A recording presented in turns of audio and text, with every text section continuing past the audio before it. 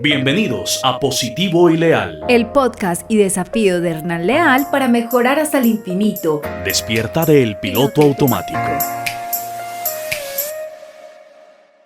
Hola a todos, bienvenidos al episodio 7 de la serie podcast Positivo y Leal. Ya llevamos 6 episodios que a libre demanda puedes escuchar en mi canal de Spotify. Te cuento que en mi serie lo que quiero es compartir los super hábitos para que tengas un mejoramiento infinito. En este viaje ya hemos llegado a varios destinos: meditación, amor propio, ejercicios, alimentación, importancia del descanso y lo recomendable que son las buenas relaciones sociales. ¿Y qué crees? Hoy aterrizaremos directo en el disfrute del aprendizaje. Cada episodio hemos compartido con expertos sobre cada hábito que nos explican el valor de cada uno de ellos en nuestras vidas. Hoy nuestro hábito es el disfrute, el placer del aprendizaje, porque nuestro propósito para existir está el aprender todos los días algo nuevo. Y te preguntarás, ¿por qué hoy Hernán Leal me va a hablar del aprendizaje? Pues bien, el aprendizaje es un indicador de la calidad de la vida de las personas, que generan cada uno de los individuos en esa capacidad de desarrollarse no tan solo en lo social, en lo económico, sino también hasta en lo político. Y este indicador se usa para evaluar a un país en estos mismos aspectos. Para hablar del placer de aprender nos está acompañando Miguel Figueroa, director fundador de La Neurona Reina, empresa dedicada al desarrollo humano corporativo y gestión del cambio a través de asesoría, talleres y conferencias. Después de que escuches nuestra charla, te dejaré un challenge, una tarea que te permitirá empezar a disfrutar del aprender. Antes de comenzar con nuestro invitado, quiero compartirte algo muy personal. Mi papá me decía que llegamos a esta vida a aprender y nos vamos aprendiendo. Siento que me falta tanto por aprender y descubrir que resolver eso me motiva a estudiar y leer cada día y cada día más. Y ahí te quiero contar una reflexión. Mi papá y mi madre, cuando era pequeño, me regalaban libros de todo tipo. Libros de animales, sobre todo libros para aprender cosas nuevas. Y había libros de medicina.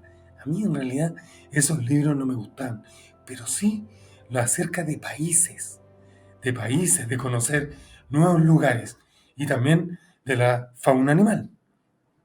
Bueno, así cuando crecí y me fui a la montaña, la primera vez que fui a una expedición llevé una serie de libros, la mayoría de temas que se relacionan a los negocios, marketing, finanzas, pero los encontré tan aburridos que ahí aprendí que lo importante es leer cosas que a uno le gustan. Así que en mi segunda expedición llevé libros que para mí eran mucho más entretenidos. Libros acerca de psicología, libros de cuentos, de historias, de personajes importantes en nuestras vidas, que empecé a devorarlos.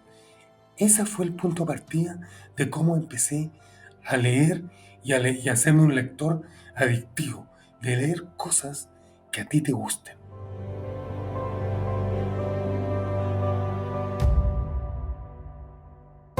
Ahora, en Positivo y Leal, el personaje del día. Llegamos a nuestra entrevista, al momento en el que te pido solo conectarte con esta conversación. Le doy la bienvenida a Miguel Figueroa. Es un biólogo especialista en comportamiento humano primitivo, con una maestría en psicología organizacional. Brinda capacitaciones en comunicación y habilidades blandas para docentes. Escribió los libros Rompe el miedo y habla en público, Secretos del lenguaje no verbal y 101 tips para presentaciones persuasivas. Y como te conté antes, es el director fundador de La Neurona Reina, empresa dedicada al desarrollo humano corporativo. Miguel, un gustazo saludarte y tenerte en este podcast conmigo hoy día. Uy, igualmente, para mí es un placer conversar contigo, a ver qué cosa sale de esta reunión. Yo aquí atento a tus preguntas y a la conversa que se abra seguramente. Uno cuando conversa bonito termina yendo a parajes desconocidos, pero excitantes. Esa es la idea, que sea un viaje entretenido para que los que nos están escuchando también se entretengan y aprendan, porque de eso vamos a hablar hoy día. Y la primera pregunta que te quiero hacer, Miguel, es básicamente cómo se relaciona el aprendizaje y la evolución, algo que tú manejas pero al dedillo.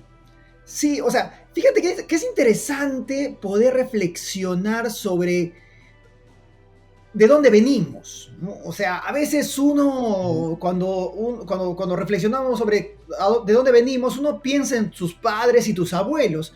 Sin embargo, nuestro cerebro es mucho más antiguo, mucho más ancestral. Entonces, cuando tú realmente empiezas a explorar sobre lo que tienes en tu mente, o sea, esta maravillosa masa, también te das cuenta que esa masa ha sido preparada para épocas diferentes, para épocas distintas. Nuestro cerebro se ha construido en épocas donde no había alimentos, donde había escasez de estos, donde éramos grupos pequeños de máximo 50, 60 personas, donde éramos vulnerables a cualquier ente externo. Entonces, eso nos ha marcado.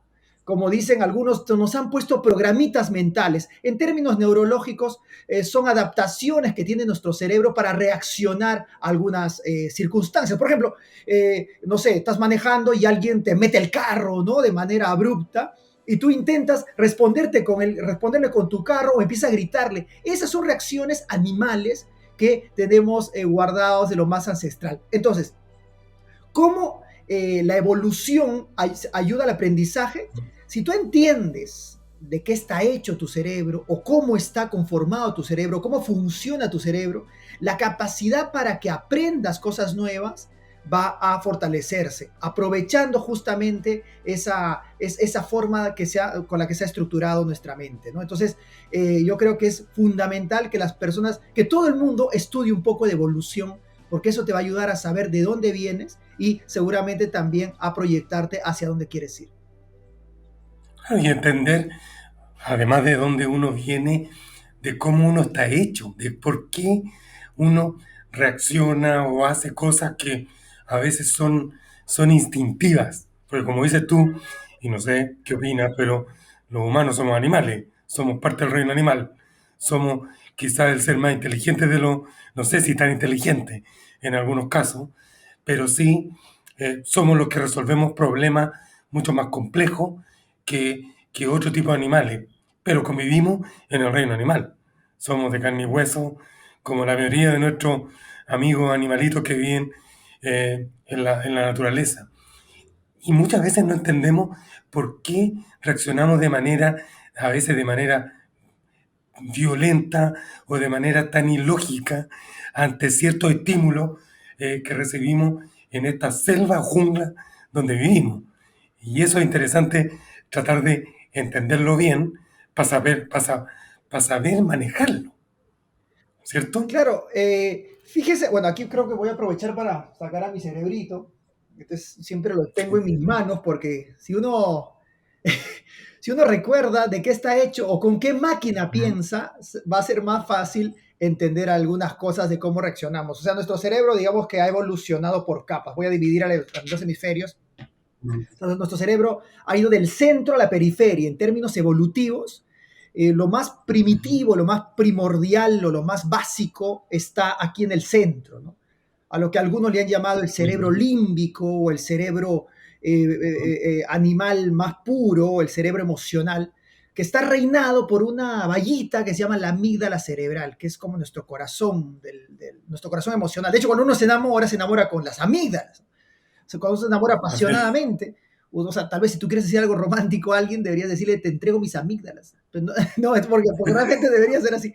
Pero bueno, pero esas amígdalas que son maravillosamente entusiastas también son efusivas y perturbadoras. Entonces, y la parte más racional nuestra, más ecuánime, más coherente, más equilibrada está en esta zona. Entonces, se ha ido formando por capas, ¿no? Estoy simplificando, claramente la evolución es mucho más compleja que eso, pero hemos ido construyendo habilidades gracias a las capas que hemos ido adquiriendo en la evolución. El problema es que cuando tú estás molesto, hambriento, sediento, cuando no has dormido bien, cuando hay mucho trabajo que hacer, estas capas externas como si se desconectaran, ¿no? Se van. Y tú te quedas en realidad con un microcerebro, y este microcerebro es reaccionario. Entonces, cuando tú gritas, por ejemplo, cuando estás hablando con alguien y te peleas y empiezas a gritar, uno se podría preguntar, ¿pero por qué gritas? ¿No? O sea, ¿qué cosa se va a escuchar mejor lo que tú dices? Y en realidad, cuando uno grita, tu cerebro animal ha tomado el poder y te ha dicho, muéstrale que eres más poderoso que el otro. Eso no lo piensas, simplemente sucede. Sucede igual cuando, por ejemplo, alguien te asusta y tú haces un gesto como este, ¿no? ¿No? ¿No? Este gesto, como te has dado cuenta, has abierto la boca, inhalando aire, has abierto los ojos para ver lo que pasa en el medio externo y has cerrado los brazos para tratar de protegerte de manera dorsal. Eso que sucede ahí, tú no lo has pensado, simplemente ha sucedido. En la actualidad, en el mundo de las ciudades, podría no tener sentido eso, pero claro, si tú entiendes evolutivamente de dónde viene, eso ya tiene más sentido. Entonces, una pequeña discusión en el espacio laboral es claramente una reacción animal, donde lo que más necesitas es esta parte racional de tu cerebro y quien más toma el poder es esto. Entonces, cuando tú sabes esto, ya sabes también que lo más probable es que vas a reaccionar con esto cuando tienes que tener ejercicios y estrategias para llegar a este nivel, ¿no? Exactamente, de eso se trata, de aprender a dominar. Si va a eso, hay que aprender a conocerse uno mismo. Y respecto a eso, yo te quería preguntar qué rol ahora tiene la sociedad, porque nosotros vivimos en sociedades y las sociedades son cada vez más complejas, sobre todo en el mundo hoy día, en el mundo globalizado, donde prácticamente ya no existen las fronteras. O sea, hoy día ya no existe, las fronteras son, para mí, yo creo que en mi concepto son casi simbólicas. Los nacionalismos son casi simbólicos porque la gente emigra hoy día muy fácilmente. Lo puedes hacer en algunos países caminando o en otros subirte en un avión que hoy día un ticket vale $200 y te puedes ir a cualquier parte por el low cost y puedes emigrar súper fácil. ¿Qué rol tiene la sociedad en el aprendizaje? Y a su vez, viceversa, el rol que tiene el aprendizaje en la sociedad, porque yo veo que hay sociedades que han aprendido más que otras, o me equivoco. Sí, esa última parte que has dicho es perturbadora, ¿no? Porque uno se podría pensar que, o sea, hay genes que facilitan ciertas habilidades sociales o hay ciertas latitudes o ciertos climas que pueden facilitar o no ciertos desarrollos. Y cierta parte de la investigación ha mostrado que hay algo de cierto en el asunto. He utilizado la palabra cierto muchas veces porque puede no haber cosas tan ciertas como esas. Las cosas son relativas. Sí, o sea, pero fíjate que es interesante porque podríamos nosotros darnos cuenta que hay el efecto de la temperatura, el clima, modifica la conducta de las personas, ¿cierto o falso? Cierto. Mucha investigación lo ha demostrado. No quiero que con eso nos apoyemos a decir, porque has nacido en tal lugar tienes más posibilidades de que te vaya bien o que hayas construido una sociedad o una civilización o una organización más efectiva. No quiero ser tan simplista, tan determinista, pero alguna parte de la investigación, sobre todo la cronobiología, ha demostrado eso. La psicogeografía también. O sea, ciertos lugares estimulan cierto tipo de conductas. Entonces, eso lo dejo como tarea, por favor, para los oyentes que hay que investigar al respecto. Hay bastante investigación muy bien desarrollada que muestra ciertas relaciones. Ahora, las sociedades actuales, como tú has dicho, se han vuelto un pañuelo y es interesante darnos cuenta cómo el cerebro humano gestiona eso, porque no es tan sencillo. Es decir, hay un número que se llama el número de Dunbar, una investigación de un investigador llamado Dunbar, demostró que los humanos podemos tener como máximo 150 personas a quienes gestionar o con quienes gestionar.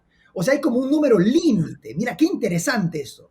Es decir, Si tú tienes más de 150 personas, tu cerebro ya no es capaz de saber quién es quién. O sea, literalmente se agendan, se vuelven extraños.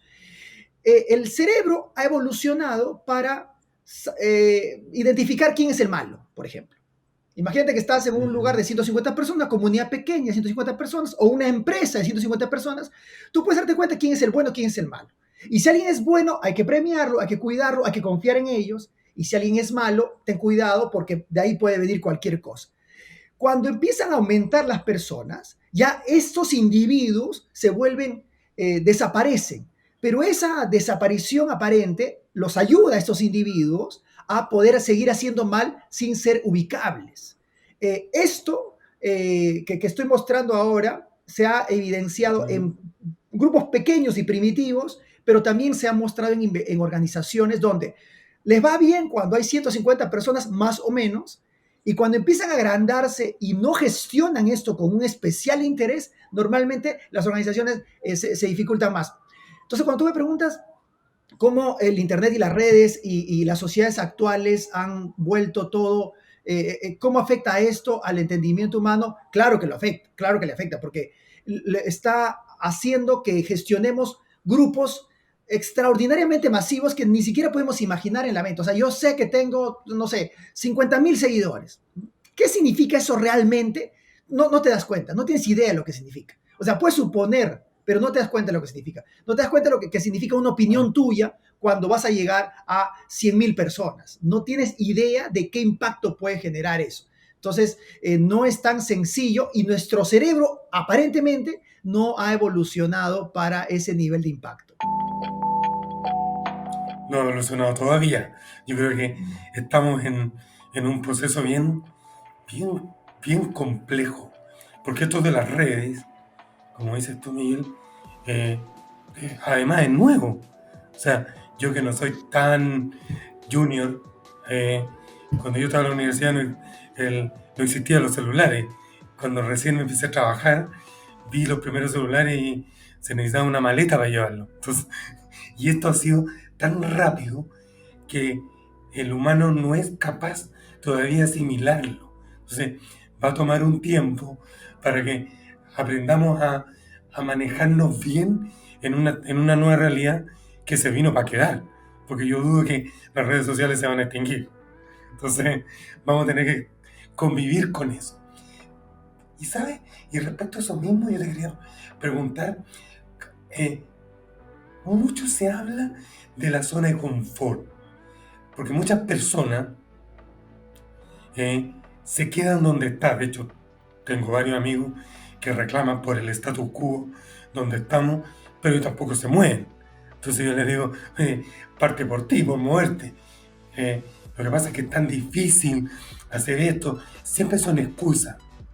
Entonces, ¿qué papel juega la zona de confort para aprender cosas nuevas? Porque aprender cosas nuevas para mí significa también atreverse a hacer cosas distintas. ¿Qué papel juega esa zona de confort? Mira, tu pregunta es tremendamente atinada en el sentido de que tenemos que mirar la zona de confort como un espacio de aprendizaje. Porque claro, es ya conocido que hay que salir de la zona de confort y es ya un tema escuchado que el aprendizaje está justo donde la zona de confort termina. O sea, eso es indiscutible.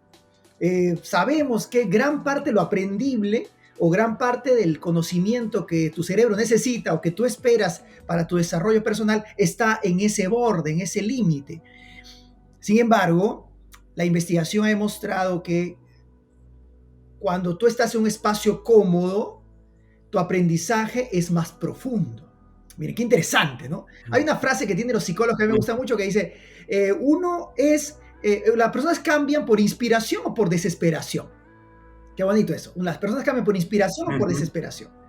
La inspiración significa, claro, que estás todo tranquilo y uno anhela buscar algo mejor y lo encuentra. A veces sí, a veces no, pero digamos que lo busca, ¿no?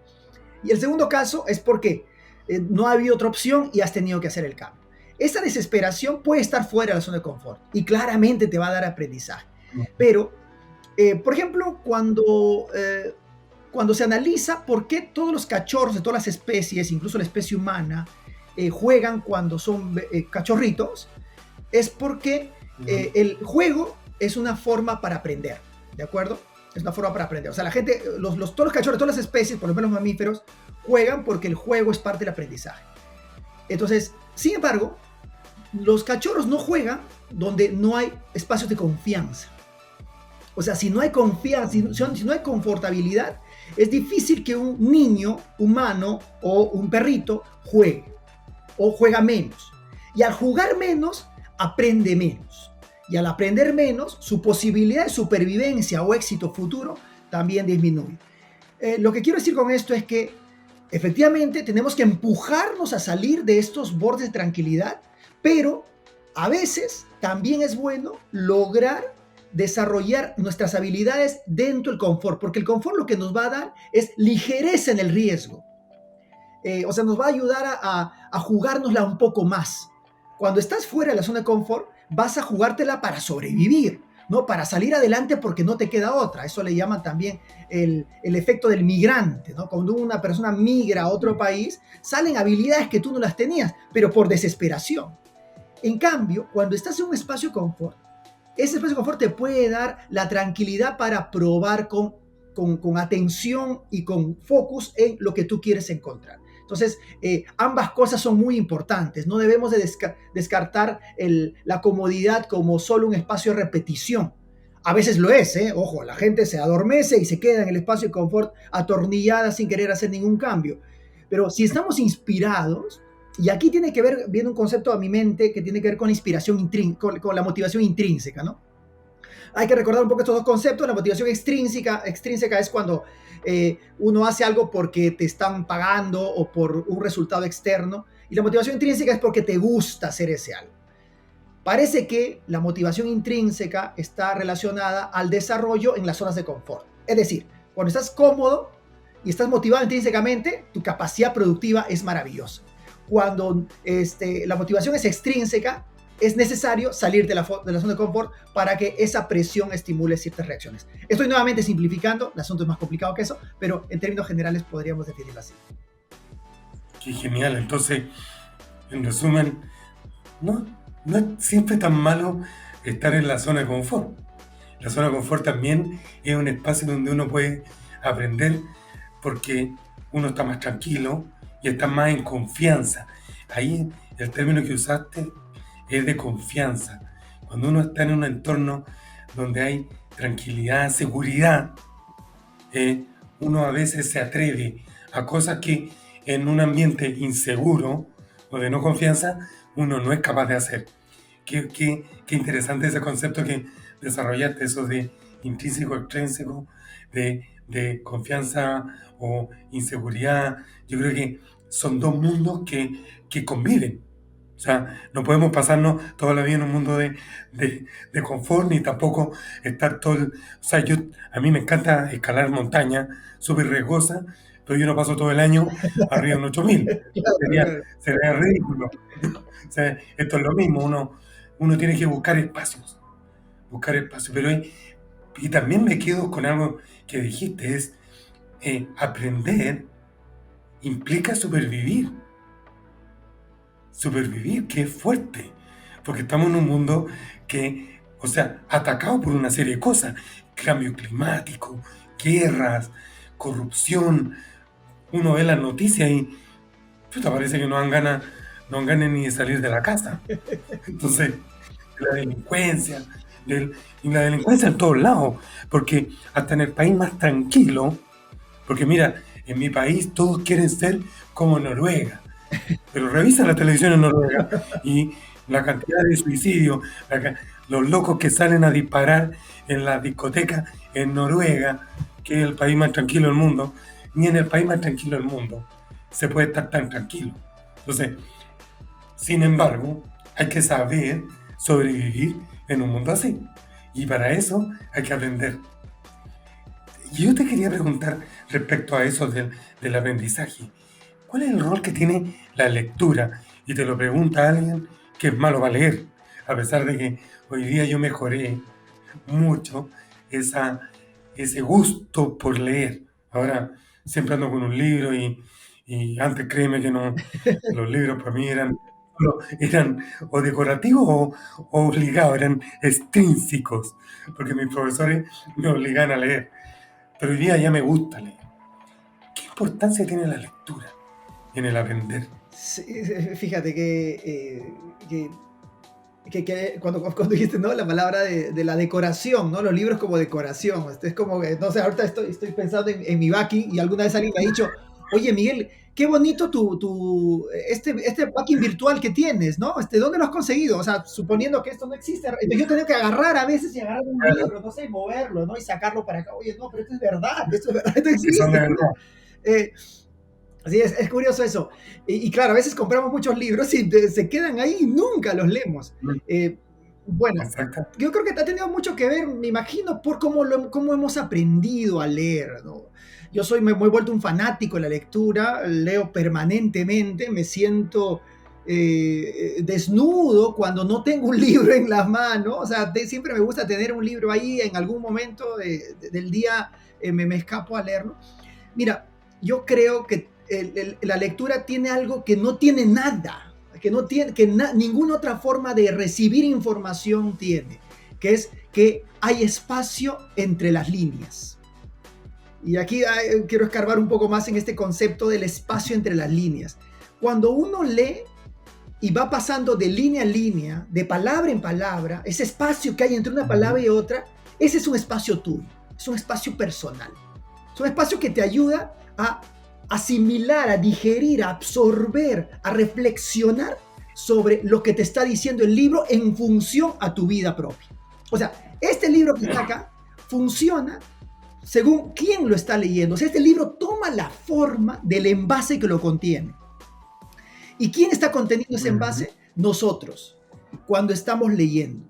Y al leer, y en ese momento en que paso de una línea a otra, de una hoja a otra, de una palabra a otra, de un punto a... Ese es el espacio mío, donde yo independizo el documento, el texto, donde yo me sublevo al texto y hago que ese texto se vuelva mío. Porque reflexiono con mi vida propia. Eso nada te lo da. O sea, no hay nada que te da ese tiempo. Podría ser un buen storyteller, una buena historia también, pero la historia es continua y va avanzando. En cambio aquí, ¿no les habrá pasado alguna vez que estás leyendo y te quedas mirando el horizonte diciendo, ¡anda, qué interesante! Eso es una maravilla. Esos espacios entre las líneas son espacios que debemos de aprovechar y no nos lo da nadie. Pero para eso es importante también darnos cuenta que cuando leemos tenemos que leer con paciencia. Muchas veces queremos decir, oye, ya acabé un libro, métodos de lectura rápida, métodos de lectura eficiente.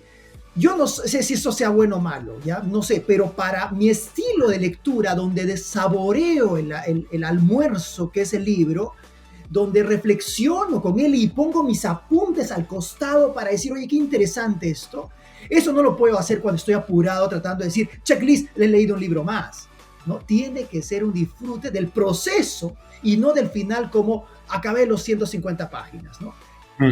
Mira, una de las cosas que me interesó cuando contactarte y por eso te quise invitar, efectivamente es porque tú le das mucha importancia, hablas de la importancia de leer pausadamente. ¿Por qué?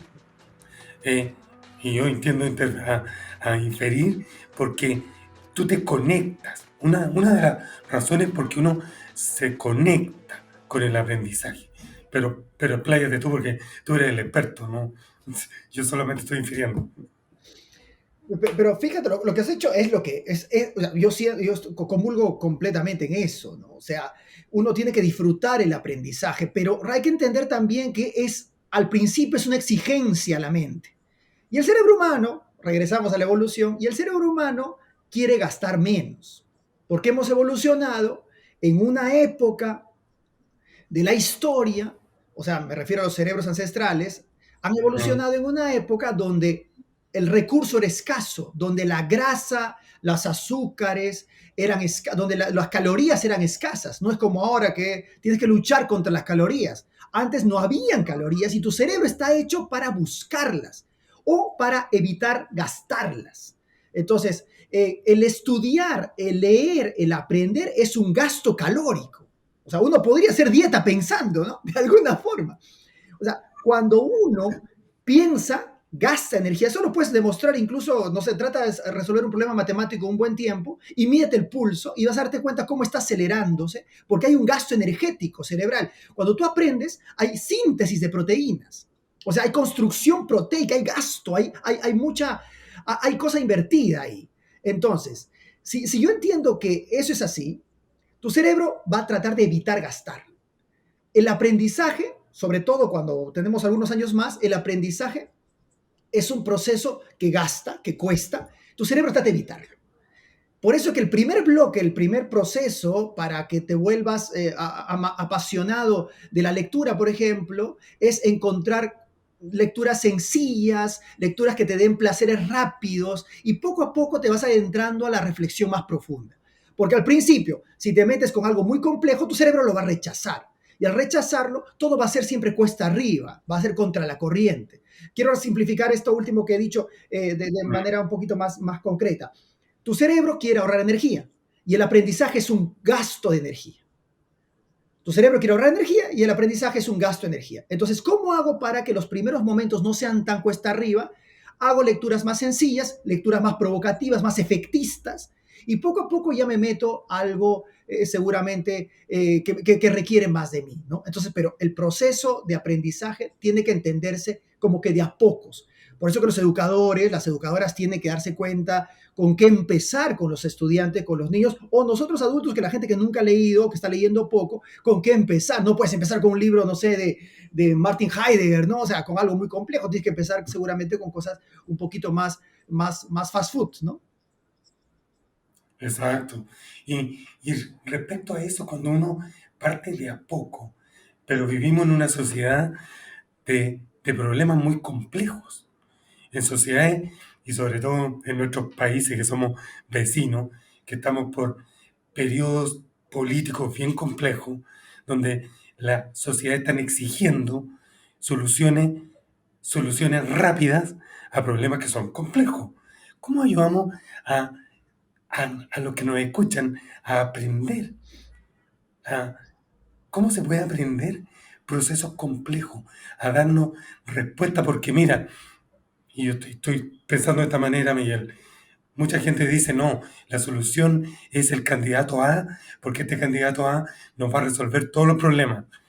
Y dudo que exista el candidato A, B, Z que resuelva los problemas, porque las sociedades son cada vez más complejas. Pero ¿cómo podemos ayudarle a esa persona a entender que ese candidato A no le va a resolver todos los problemas, pero sí uno de ellos quizá se va a acomodar más a lo que él espera, pero se va a acercar en un 20%, ni siquiera en un 80%? ¿Cómo se puede aprender procesos complejos? Partiendo de algo básico, como decías tú. Sí, fíjate, es muy dramático realmente lo que sucede en nuestros países más que en otros. O sea, siento que la madurez, o sea, efectivamente hay un problema global, ¿no? De ansias por las soluciones rápidas, porque estamos acostumbrados desde hace, no sé, 20, 30 años, todo a un clic de distancia. O sea, nuestro cerebro se ha vuelto un cerebro poco paciente, que se cortisolea, que la hormona del cortisol le invade cuando estamos esperando 5 o 6 minutos algo, ya estamos angustiados. Si esa cola o esa fila la hubiéramos pedido a nuestros abuelos 6 minutos por esperar algo, hubiera sido un éxito absoluto, ¿no? Entonces, cada vez queremos todo más pronto, y eso creo yo que es el gran drama de estas sociedades. Porque al querer, no sé si estoy desviándome a tu pregunta, a ver, vamos a ver si llego a algún buen puerto. Cuando uno busca todo más pronto, más rápido, lo que va a recibir normalmente es algo hecho con prontitud y rapidez y también con facilidad. Entonces, no esperemos encontrar grandes soluciones a un clic de distancia. Seguramente va a ser algo que ya se está produciendo en masa. Y si algo se está produciendo en masa, lo más probable es que no tiene especificidad y por lo tanto su efectividad es más genérica. Necesitamos frenar.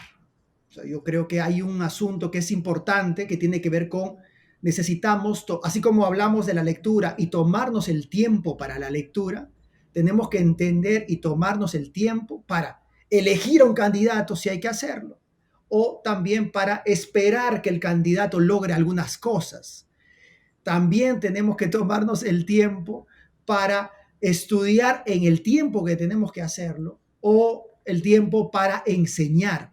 El tiempo es tal vez lo que más nos está angustiando ahora, porque como todo lo queremos, como queremos que todo suceda rápido, que todo suceda pronto, exigimos más de ese rápido, esa prontitud al sistema. ¿Y quién es el sistema? Es el planeta.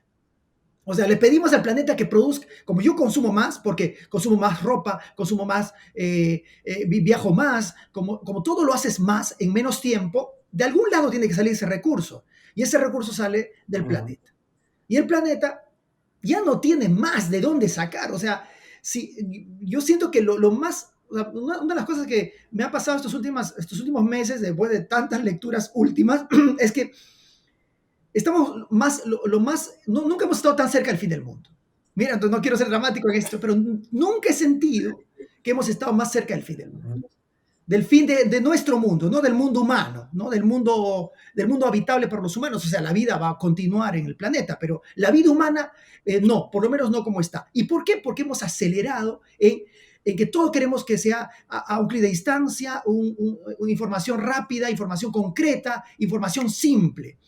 Y cuando estamos buscando eso, es cuando no hallamos los sistemas complejos. ¿Qué es un sistema complejo?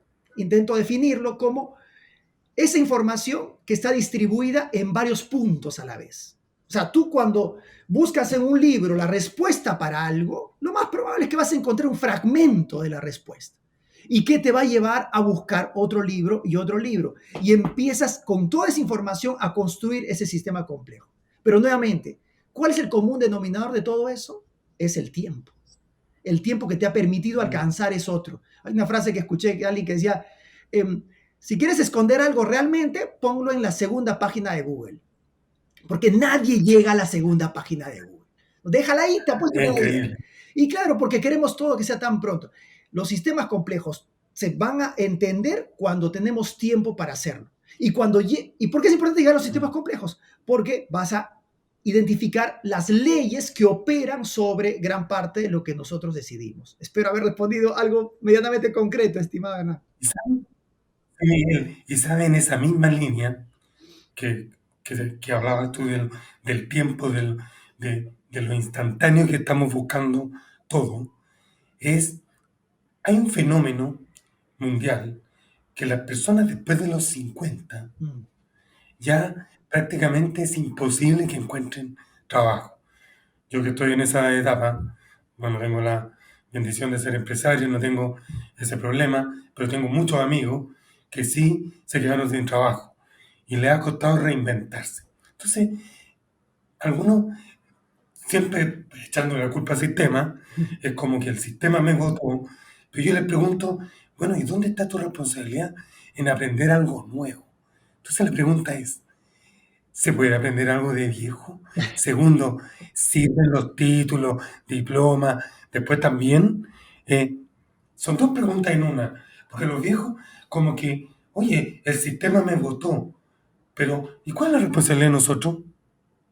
En este nuevo orden, porque no le podemos echar la culpa a los gerentes de 30 que echaron a los de 50.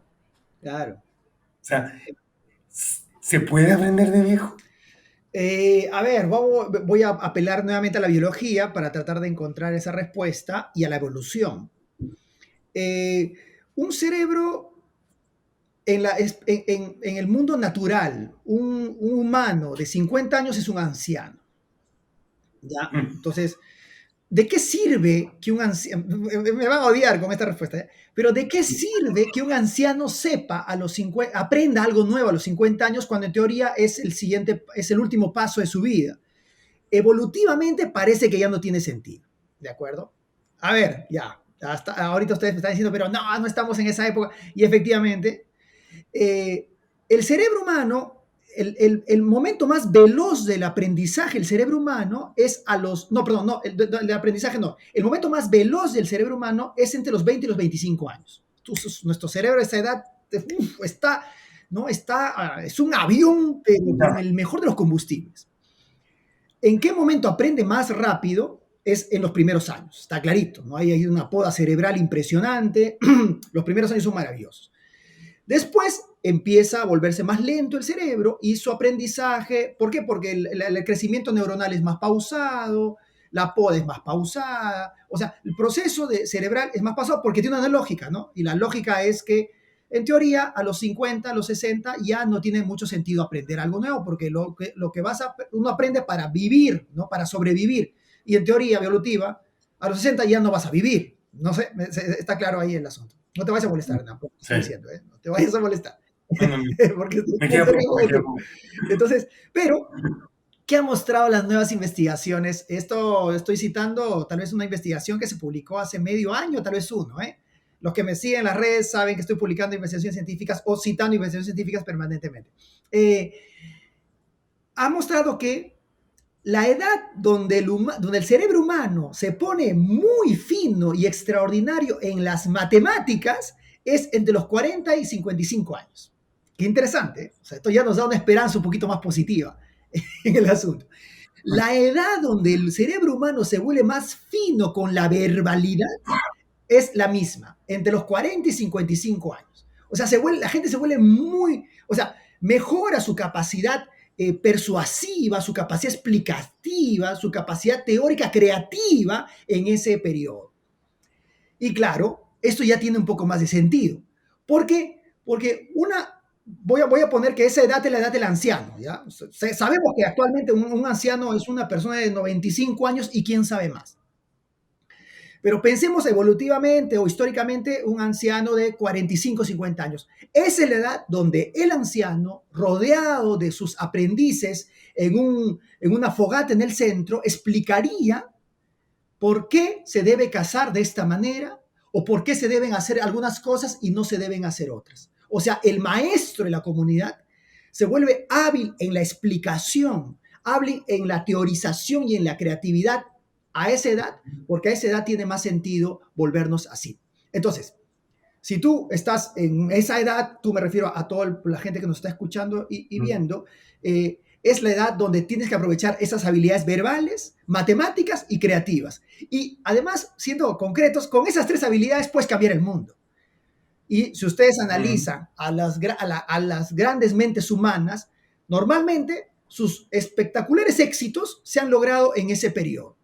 Entonces, ¿eso qué nos dice? Que es un periodo que efectivamente vas a dar mucho de lo que has aprendido, pero en ese dar también aprendes. Respondiendo ya a tu pregunta, uno puede aprender de mayor, uno puede. El proceso es más lento, es claramente más lento, pero es más profundo. ¿Por qué? Porque no estamos apurados, mi estimado Arnau. Y ahí está nuevamente la clave, el tiempo. No estamos apurados.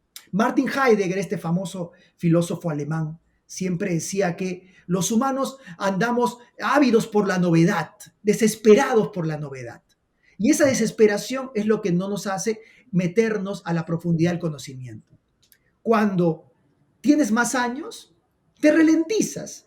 Y es en ese tiempo ralentizado y pausado donde conoces el ADN de las cosas. Entonces, hay que aprovechar esa lentitud que nos da la falta de energía y meternos a los verdaderos saberes, ¿no? A los saberes más escondidos. Qué bueno. Tenemos todavía expectativas de los que tenemos más de 50. Oye, Miguel, una de las cosas que tú afirmas es que para aprender algo es bueno irse a las reglas más básicas del tema. ¿Por qué? ¿Por qué irse a las reglas básicas? Sí, cuando yo hago esa afirmación, yo la sustento en función a que muchas veces intentamos crear cosas que ya han tenido muchos años me refiero a generaciones, cientos de años de reflexión. Entonces, A veces les damos la espalda a la academia, por ejemplo, le damos la espalda a los títulos, le damos la espalda al aprendizaje formal y tratamos de fundarlo todo de nuevo.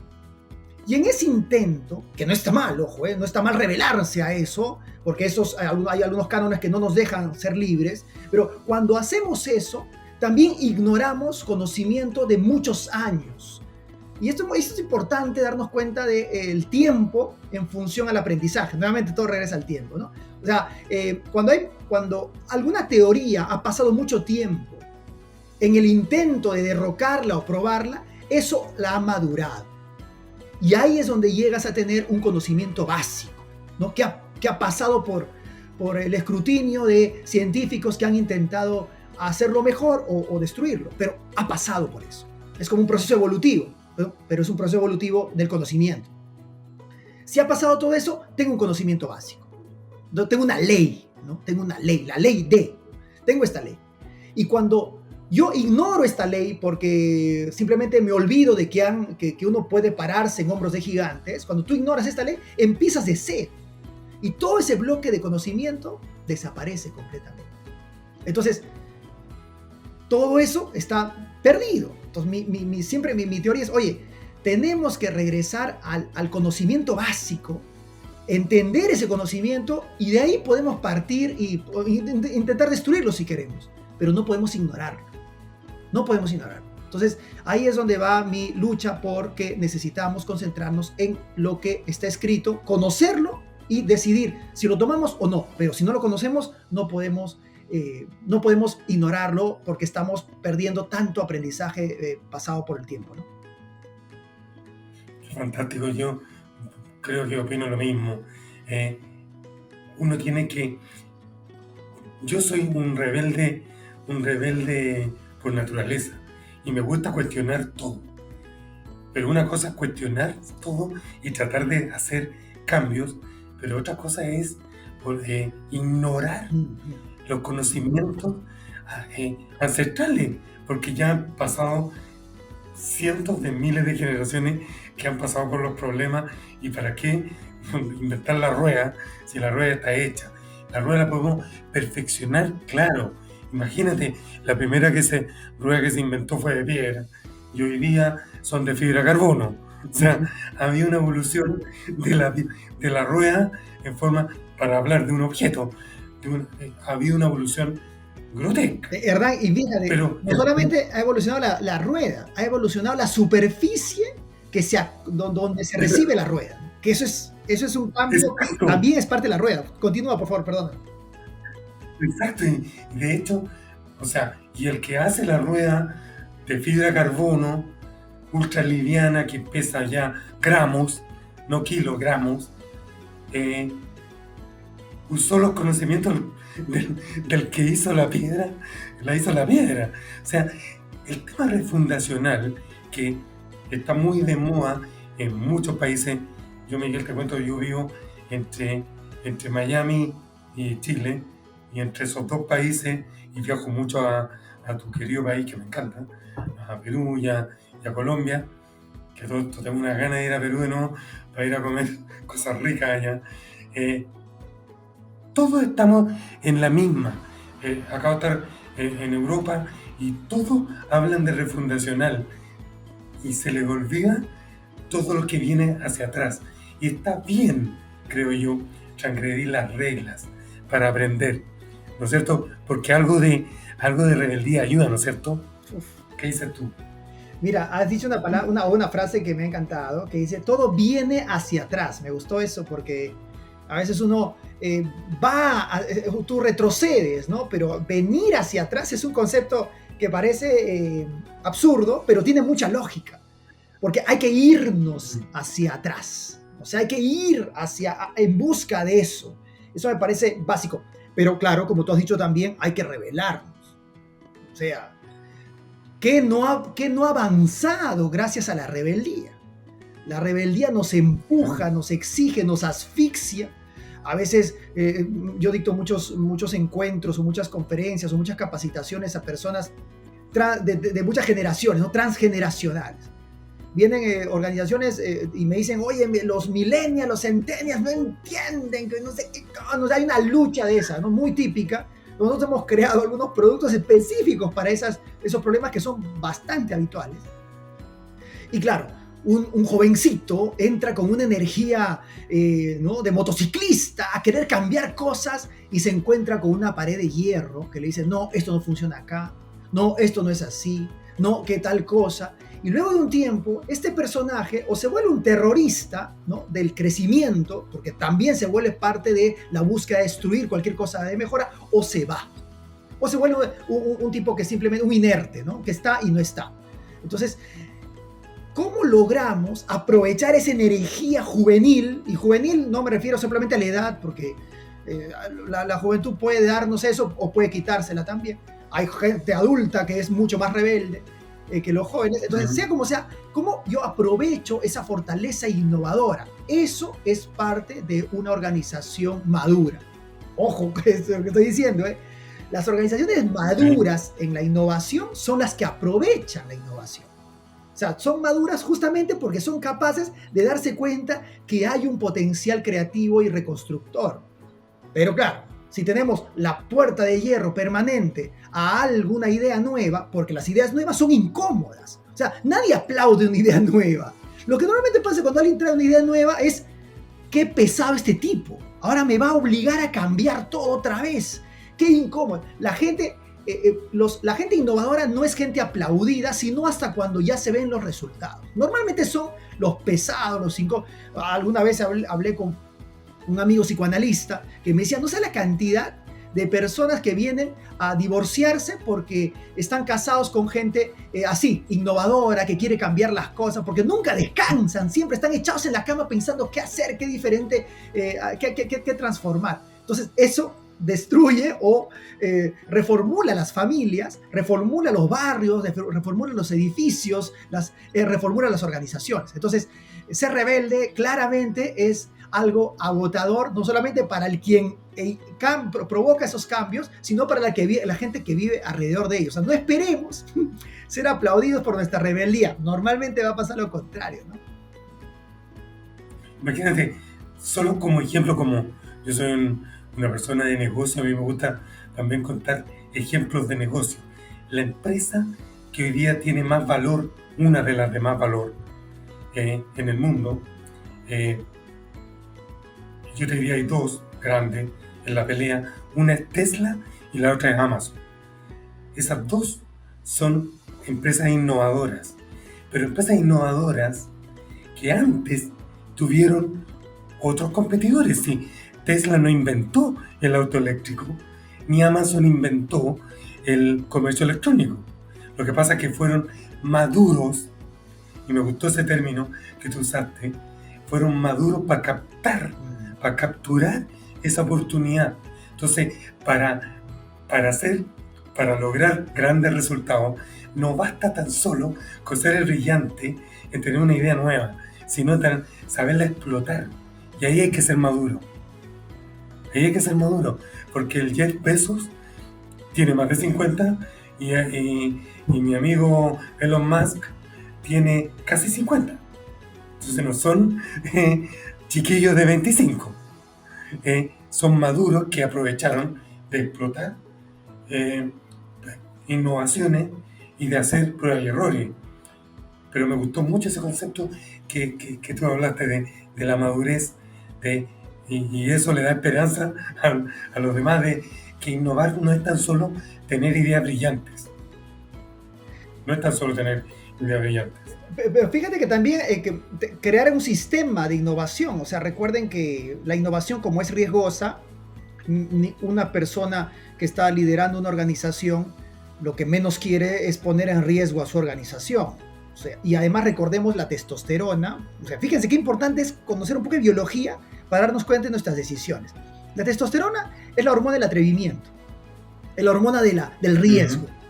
Y es una hormona que nos abandona o nos empieza a abandonar a los 40, 45 años. Empieza a irse la testosterona, maldita testosterona, se va en esa edad, ¿no? ¿Y por qué se va? Porque para que tú seas más precavido. O sea, imagínate romperte una pierna a los 20, no pasa nada, te la curas muy pronto. Rómpete una pierna a los 40, 45 años, ya la cosa no es tan fácil de recuperarse. Entonces la testosterona al irse, tú te vuelves más precavido en tus acciones, en lo que vas a hacer, en ir a un lugar de riesgo, no. En el caso tuyo, tienes que enfrentarte a muchos temores que seguramente son mayores ahora en tu mente que los temores de alguien de 20. Entonces, tú te enfrentas a un diablo dentro tuyo, que debes tener una voz más grave, más gruesa que el que tú hubieras tenido a los 20, seguramente, porque es un diablito un poquito más insignificante. En las organizaciones pasa algo muy, muy similar. Cuando una organización está liderada por gente de 45, tal vez 50 años, un poco más, y está bajo en testosterona. Digamos que el liderazgo está bajo en testosterona. Entonces, ¿qué hacemos? ¿No? Traemos gente con bastante nivel de testosterona para que empuje el cambio, pero que esta gente que está liderando controle el riesgo del cambio. Entonces, esa combinación es valiosa. Tenemos gente que está empujando el cambio y gente que está gestionando el riesgo del cambio.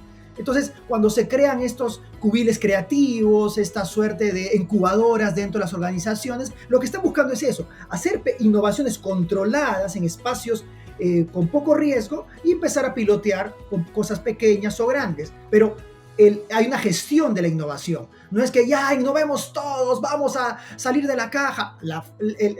Los negocios no funcionan así. Los negocios funcionan con una línea de seguridad y con ciertas ramas de riesgo, ¿no? Exacto. Y para ir terminando, Miguel, yo te quiero hacer la última pregunta. ¿Qué rol juegan las redes sociales, el internet, en el aprendizaje? ¿Es igual de válido aprender en el mundo digital, esto de ver en Google o leer libros digitales, artículos, noticias en digital? ¿Es lo mismo o no es lo mismo que como era antes, todo impreso, más formal, de otra manera? ¿Qué opinas tú respecto a esta nueva forma de aprender? Mira, yo estoy sesgado, tengo cierto sesgo a la lectura, como ya ustedes lo habrán notado. O sea, soy un amante de la lectura y por lo tanto creo que la lectura es la forma más maravillosa de aprender por las pausas y las entrelíneas que les he mencionado. Sin embargo, soy un adicto a los podcasts, por ejemplo. Tengo un playlist de podcast que escucho habitualmente, y son espacios que tal vez hubieran sido llenados por silencio, que también es bueno, o por música, ¿no? Hubiera simplemente escuchado música en esos espacios y el podcast me alimenta muchísimo más y me siento mucho más nutrido cuando salgo de un podcast de filosofía o un podcast de neurociencia, de simplemente haber escuchado 3 o 4 canciones. Entonces, eso es tremendo. Hay un autor, un filósofo coreano, Yang Jung Han, que habla sobre la hipercultura o el hipertexto, ¿no? Esa capacidad que tenemos estamos leyendo un documento en el internet y encuentro una palabra que me parece curiosa y cliqueo y entro a otro mundo. Y cuando estoy en ese otro documento encuentro otra palabra y me entro a otro mundo. Eso también es una forma de profundizar el conocimiento que nos hubiera tomado, hubiera sido muy complejo en las épocas previas al Internet. Entonces, si no aprovechamos eso, estamos realmente teniendo oro en nuestras manos y tirarlo al basurero. Pero el problema está, mi amigo, y yo creo que aquí está el gran drama de la sociedad actual, que estamos distraídos.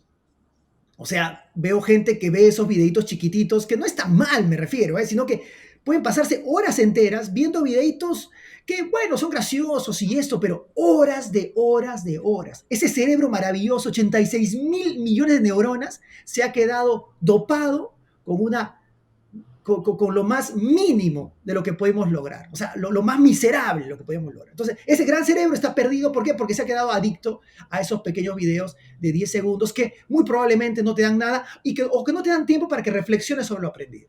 Entonces, creo que ahí hay una oportunidad gigante. Y si ustedes son padres, creo yo que una labor fundamental es enseñar a los hijos a tomar paciencia sobre la exploración de la información.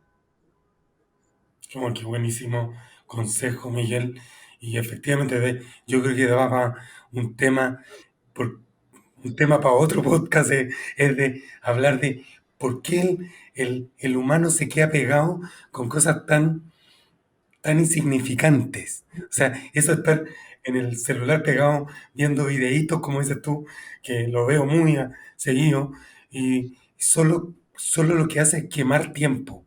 Y el tiempo vale oro. Porque si hay algo cierto, es que a cada uno de nosotros el tiempo va en cuenta regresiva. ¿Y para qué gastarlo? Gastar esta hermosa creación en tonteras. Pero bueno, eso será para un tema posterior y yo creo que el consejo que le das recién a los padres de tener foco en buscar y motivar en la lectura, en de cosas, de leer algunas páginas, aunque sea ya ni siquiera al día, en la semana, atreverse a leer cosas impresas, creo yo, es una buena práctica. Así que, Miguel, antes de despedirme de ti, cuéntanos cómo la gente que nos escucha te puede seguir, se puede contactar contigo, tu Instagram, tu Facebook, tu sitio web. Cuéntanos acerca de ti. Estoy muy, primero he disfrutado mucho esta conversación, te agradezco por la invitación, ha sido un placer hablar de estos temas que no siempre tienen el espacio que debería tener y además la paciencia para escucharnos. Pueden buscarme en todas las redes sociales como Miguel Figueroa Oficial, así como las redes sociales pueden ser un elemento distractor, perturbador, también puede ser un espacio para empezar el conocimiento. Así que búsquenme como Miguel Figueroa Oficial y ahí van a encontrar muchísimo en Instagram, en Facebook, en YouTube. Tengo muchas cosas colgadas y voy publicando muy habitualmente. Muchísimas gracias, Miguel, por compartirnos tu conocimiento de forma tan generosa. Gracias a todos los que nos escuchan. Por favor, quédense para el challenge, porque este año hay que decirle adiós a la excusa y aprender mucho para vivir mejor. Llegó el momento del desafío positivo y leal. Positivo y leal. Conclusión: a darle la importancia a aprender y leer como se merecen. El reto que te traigo a continuación es muy fácil, pero como dice mi invitado, cuando quieres adquirir un nuevo hábito, es más importante la dirección que la velocidad. Así que este challenge, desde hoy, lee 5 páginas de un libro. Algo que te guste, cada día. Ojalá lo puedas hacer en silencio y en soledad. Te invito a que, tras leer las reflexiones sobre lo leído, trates de ser consciente de la información que acabas de interiorizar y al final de la semana a ver si lo puedes compartir con alguien que también le guste la lectura. Pero también me puedes contar a mí. Estoy en las redes sociales, en mi Instagram es @hernanleal_hl. Nos vemos y nos escuchamos en nuestro próximo episodio a disfrutar de la naturaleza con un montañista espectacular. Chao, chao. Gracias por acompañarnos en esta conversación. Te esperamos en el próximo desafío. Sigue a Hernán Leal en sus redes @hernanleal_hl. Ya sabes, a la mierda las excusas.